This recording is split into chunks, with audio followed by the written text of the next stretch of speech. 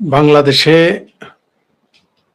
জঙ্গিদের আনাগোনা, আল কায়েদার আনাগোনা এবং ঘামাসের আনাগোনা। আপনারা বুঝতেই পারতেছেন ঘামাস শব্দটা কেন উচ্চারণ করলাম, না হলে ইউটিউবে রিপোর্ট দেয়, সমস্যা হয়। এর আগে একবার এই মূল শব্দটা উচ্চারণ করেছিলাম, তখন আমার চ্যানেলই গায়েব হয়ে গেছিল। যারা স্পষ্ট আমার কথা শোনা যাচ্ছে কিনা প্লিজ একটু জানাবেন, দেখা যাচ্ছে কিনা, ইয়েস বা নো বলে জানাবেন। আমরা যখন বললাম বাংলাদেশে মৌলবাদী রাজনীতির উত্থান ঘটেছে, আমরা যখন বললাম বাংলাদেশে জঙ্গিবাদী রাজনীতির উত্থান ঘটেছে, আমরা যখন বললাম বাংলাদেশে হিজবুত তাহরির রয়েছে, আমরা যখন বললাম শিবিরের কোচিং সেন্টারগুলো হলো যে ইসলামী মৌলবাদের ঘাঁটি, আমরা যখন বললাম মাদ্রাসাগুলোতে ইসলামী জঙ্গিবাদের চর্চা করা হয়, আমরা যখন বললাম যে শুধু মাদ্রাসা নয়, স্কুল কলেজ বিশ্ববিদ্যালয়গুলোতেও ইসলামী মৌলবাদের বীজ শুধু রোপণ করা হয় নাই, সেগুলো বৃক্ষ হয়ে গেছে, তখন আমাদের বলা হলো আমরা ভারতের দালাল, আমরা ইসলামের শত্রু, আমরা মুসলমানের শত্রু। দুই চারজন বামপন্থী এটাও বললো যে এটা ইসলামোফোবিক। আজকাল মাদ্রাসায় বলৎকার করে, সেটাও যদি বলেন ইসলামোফোবিয়া, মানে বলা যাবে না, মাদ্রাসায় বলৎকার যতই করুক বলা যাবে না, তাহলে আপনি ইসলামোফোবিক। মাদ্রাসায় যতই বোমা ট্রেনিং করে গেলে বললে আপনি ইসলামোফোবিক। তা আমাদের তো ভারতের দালাল বলছেন, ইসরায়েলের দালাল বলছেন, তো এখন কি বলবেন? জাতিসংঘ তো বলেছে বাংলাদেশে খাল কায়দার উত্থান ঘটতে যাচ্ছে, এখন কি বলবেন? মুরুদ থাকলে তাদের বিরোধিতা করেন, পারবেন? মুরুদ থাকলে বিরোধিতা করে দেখান, মিছিল করেন, দেখি কত মুরুদ আছে আপনাদের। এই যে সিংকু বাম, আমার ভাবির পোলারা, তারপর বিএনপি, জামাত, হেফাজত, চামড়া নাই পীর, চামড়া সারা পীর, এরা মিছিল করুক, বলুক জাতিসংঘের এই কথা তারা মানে না।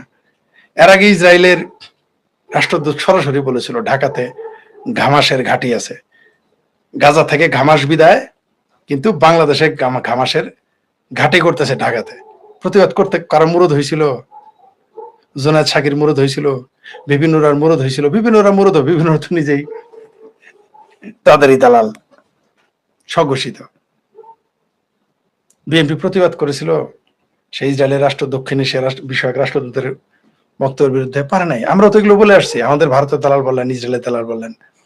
এই যে এখন যে জাতিসংঘ বলতেছে দক্ষিণ বাংলাদেশে যে ঢাকাতে যে আল কায়দা নাকি সাল কায়দা ইসলামী জঙ্গিবাদের উত্থান হচ্ছে, এখন কেমন কি কালামের পতাকা উড়াবেন না? আরো যখন কালামের পতাকার নামে ফাত্রামি শুরু করেছিলেন তখনই আপনাদের সতর্ক করেছিলাম যত খুশি হয়েন না, ঈদের চাঁদ দেখে অত খুশি হয়েন না, রোজা থাকতে হবে কিন্তু, না খাই দাম লাগবো, বলছিলাম কিনা?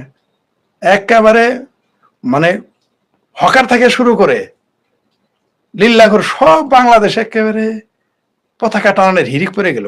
আবার ওই যে এক জঙ্গি একটা আছে আল কায়দার, ওই যে পাকিস্তানের জঙ্গি একটা ছিল, ওই যে আজহার নাকি ফাজাহার মুফতি চিটাগাঙ্গের লালখাল মসজিদের, সে আবার বললো পতাকা টানাও, কলামের পতাকা। এখন ভালো হয়েছে না?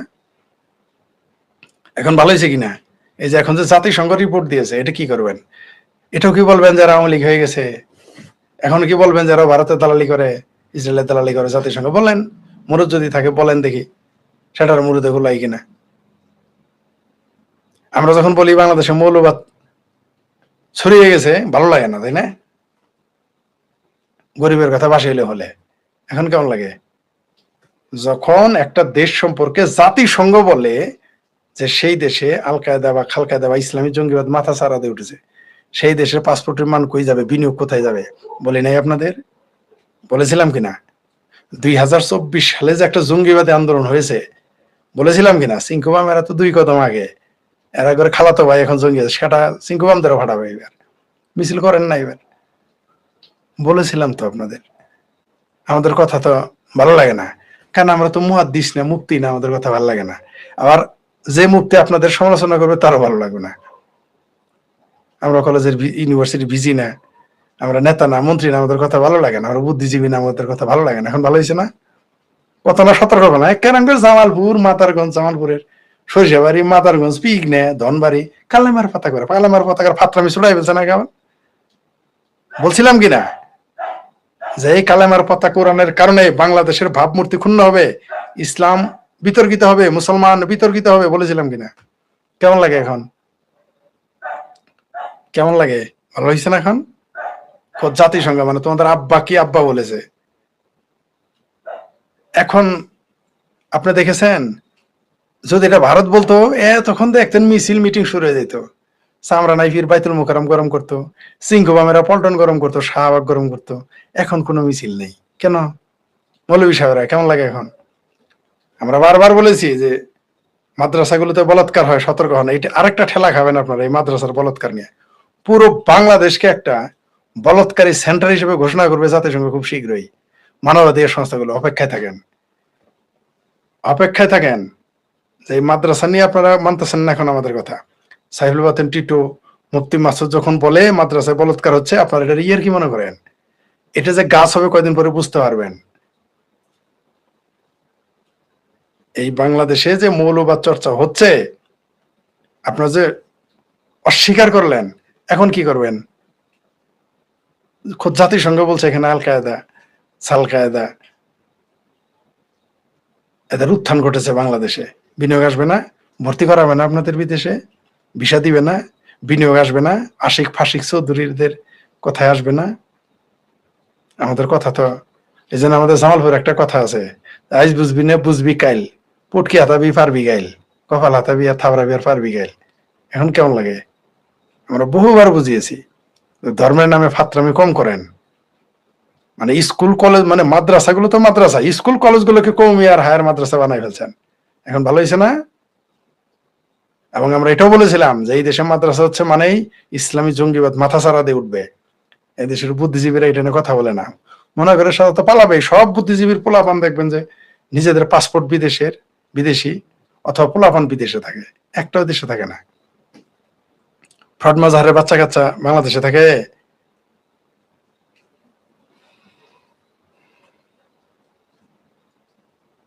দেখেন তো খোঁজ নিয়ে, যারা এই দেশের সিংহবাম সবগুলোর ভিসা হলো আমেরিকার, সবগুলো আমেরিকা গাড়ি করে বয়ে আছে, আমেরিকায় গিয়ে বসে থাকে। আর বাংলাদেশে সাম্রাজ্যবাদ, মার্কিন সাম্রাজ্যবাদের বিরোধী মিছিল করে। মুসলমানদের সাথে ইসলামী জঙ্গিবাদ মৌলবীদের সাথে বামপন্থীর হলে এক নম্বর বাটপার। সবগুলো থাকে আমেরিকা। কিউবা যায় না কেন? কানাডা যায় কেন? কাবুল যায় না কেন? পাকিস্তান যায় না কেন? নিজের পক্ষে তো চায়না যাওয়ার কথা, যায় না কেন? কারণ জানে দিন শেষ হয়ে আমেরিকান সাম্রাজ্যবাদের কুলে যাই মানুষ হইতে হবে, আর সারাদিন আমেরিকার বিরোধিতা করবে, থাকবে কিন্তু আমেরিকায়। দেখ, সেটা অন্য প্রসঙ্গ। এই দেশে যে জঙ্গিবাদ ছড়িয়ে গেছে, এটা এখন ঠেকাইতে পারবেন?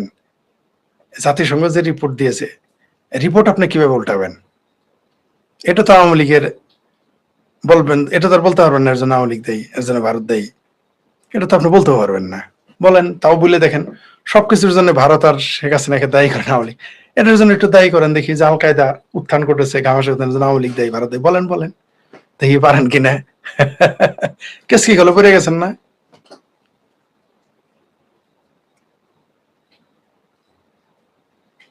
কি জবাব দেবেন এখন? এই বাংলাদেশ কোন দিকে যাবে? বাংলাদেশের ভবিষ্যৎ কি? এই যে জুলাই সন্ত্রাস, যে এটা একটা, আর এই যে দেখেন সেনাবাহিনী সাইরু খলিফা নামে কোম্পানি খুলে, আবার আয়েশা ফাতেমার নামে কোম্পানি, নারী কোম্পানি খুলবে, ইসলামী ইনস্টিটিউট বানায় বাংলাদেশ সেনাবাহিনী। কি বুঝলেন? বলি নাই এই যে সেনাবাহিনীর ভিতরে জঙ্গিবাদীরা আছে, এগুলো তো এগুলো বিদেশিরা বুঝে গেছে, জাতিসংঘ বুঝে গেছে। রিপোর্ট এখন ভালো হয়েছে না? বা আগামীতে আমি আর একটা জিনিস বলে রাখি আপনাদের, এই সেনাবাহিনীকে নিয়ে দেখবেন সারা পৃথিবীতে বাংলাদেশ সেনাবাহিনী নিষিদ্ধ হয়ে যেতে পারে। আল কায়দা, হিজবুত তাহরির, জঙ্গিবাদের পৃষ্ঠপোষক হিসেবে আমাদের দেশের আরো সর্বনাশ হয়ে যাবে। সেনাবাহিনী ভাবমূর্তিও নষ্ট হয়ে যাবে একবারে। বাংলা দেখেন আপনি, যেই দিনই চার খলিফার নামে বলছে কোম্পানি করবে, আবার দেখে আমরা দুই একজন আওয়ামী লীগের শিক্ষকেরাও দেখি আবার বাহাবা দিছে, কয় এর নামে খুলবে না, তো রামের নামে খুলবে। দুই একজন শিক্ষক এরকম, আবার তার বাপ নাকি মুক্তিযোদ্ধা ছিল।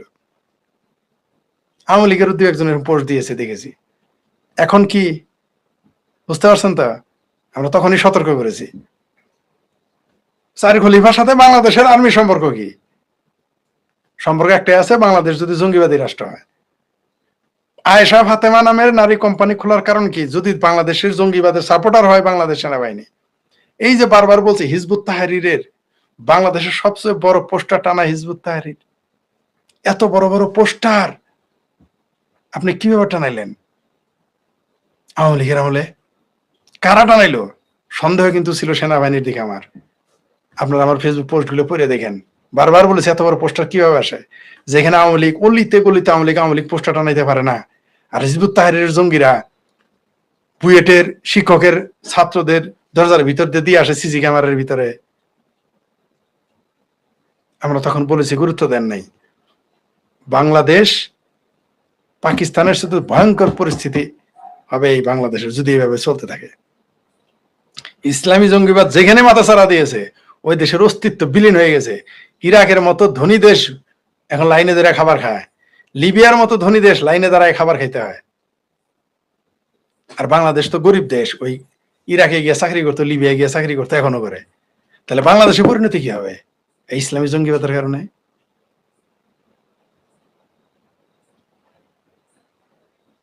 সারা বাংলাদেশে ওয়াজের একেবারে মজমা বসাই ফেলছিলেন, এখন কেমন লাগে দেখেন এখন কেমন হয়। আবার আমাদের সেনাবাহিনী আবার বেদাতি দাতি, নিজেই বেদাতি, আবার বেদাত নিয়ে টানাটানি। সিমটম গুলো কোন দেখেন, খেয়াল করেন। বাংলাদেশে মাদ্রাসা গিজ গিজ করে ভেঙ্গে ছাতার মতো।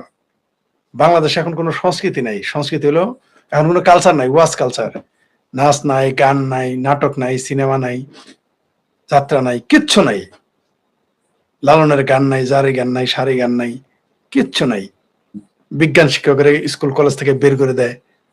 এগুলো কি মনে করেন কয়দিন পরে বুঝবেন? গরিবের কথা বাসি হলে বলে, এখন ঠেকায়েন। আর যাদের সাথে প্রীতি করে ক্ষমতায় আইছেন, প্রীতি ছুড়াই ফেলবে তারাই কয়দিন পরে। জি, একজন লিখেছেন কি, রং ধনু, ভারতের জনগণকে বলতেছে আপনারা সরকারকে চাপ দেন আন্দোলন যাতে বাংলাদেশে কিছু দিতে না পারে।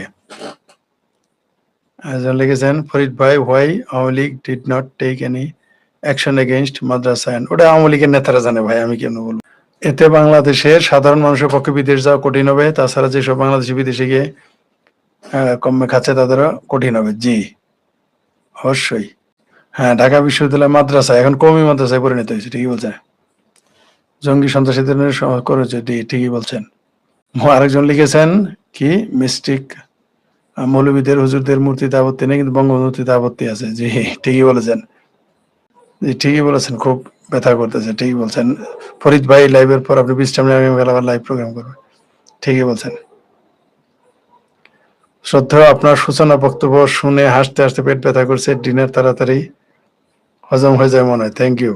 কি, Krishna Roy, how are you my dear uncle, take good care of your health. Thank you. আল্লাহ সুস্থ থাকুন, সবসময় আপনাকে লাইভে না দেখতে পেয়ে। জি জি ঠিকই বলছেন, এখনো যেতে চাই নেই, কিন্তু তারপরেও না যায় উপায়। নমস্কার স্যার, আপনার ভিডিওগুলোতে অনেক গভীরতা উপলব্ধি করি। জি ধন্যবাদ। আপনি সুস্থ হয়ে তারপর লাইভ করুন, কারণ আপনি অসুস্থ হয়ে একদিন দুদিন আসবেন, আবার অসুস্থ হয়ে যান। জি ঠিকই বলছেন, ঠিক। এই যে ব্যথা শুরু হয়ে গেছে অলরেডি। হ্যাঁ, বাংলাদেশে আপনি ধর্ম মানেন, কিন্তু ধর্মের জজবা দিয়ে এই বাংলাদেশটাকে পরিকল্পিতভাবে পাকিস্তান এবং তুরস্ক পরিকল্পিতভাবে বাংলাদেশের অর্থনৈতিক অগ্রযাত্রা ধ্বংস করার জন্য এই জুলাই সন্ত্রাস ঘটিয়েছে। এখনো বুঝার বাদ আছে, তারপরও পাশাপাশি এখন তারা সন্ত্রাসবাদে দীক্ষিত করতেছে বাংলাদেশের তরুণদের, এবং এটা ফলাফল আমাদেরকেই ভুগতে হবে। সতর্ক থাকুন, যদি সতর্ক না হন দেশ আরো বিপদে পড়বে। জি ধন্যবাদ, ভালো থাকবেন সবাই।